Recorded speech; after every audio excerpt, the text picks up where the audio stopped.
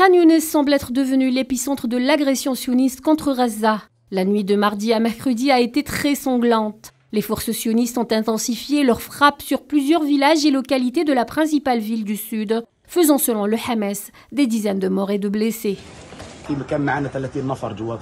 Il y avait 30 personnes à l'intérieur de la maison, dont 20 enfants âgés de 15 jours à 4 ans. Nous sommes allés dormir. Tout d'un coup, il y a eu une explosion et le feu s'est propagé. Comme vous le voyez, tout s'est effondré sur nous. Tout le monde a été blessé. Je jure que nous ne savons même pas comment nous en sommes sortis vivants. Nous dormions dans cette chambre, moi et mes filles. Tout d'un coup, on a été bombardés. On ne savait plus d'où ça venait. C'est un miracle que nous soyons sortis de sous les décombres. Nous avons tous été blessés.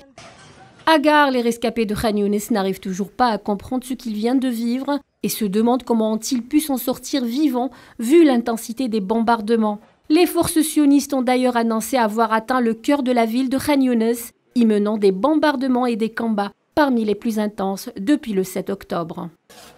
Les brigades Al-Qassam ont de leur côté publié ce mercredi des vidéos montrant l'intensité des combats menés au sol par des combattants de la branche armée du Hamas contre les forces sionistes.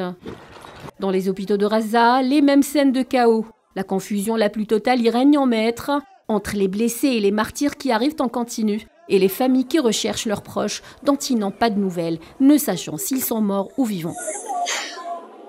Après le nord de Gaza, c'est maintenant le sud de l'enclave qui est ciblé par l'entité sioniste. Ce même sud où des centaines de milliers de civils s'entassent, dont beaucoup sont déjà des déplacés du nord de l'enclave, confrontés à une situation humanitaire catastrophique et acculés dans un périmètre de plus en plus exigu, près de la frontière fermée avec l'Égypte.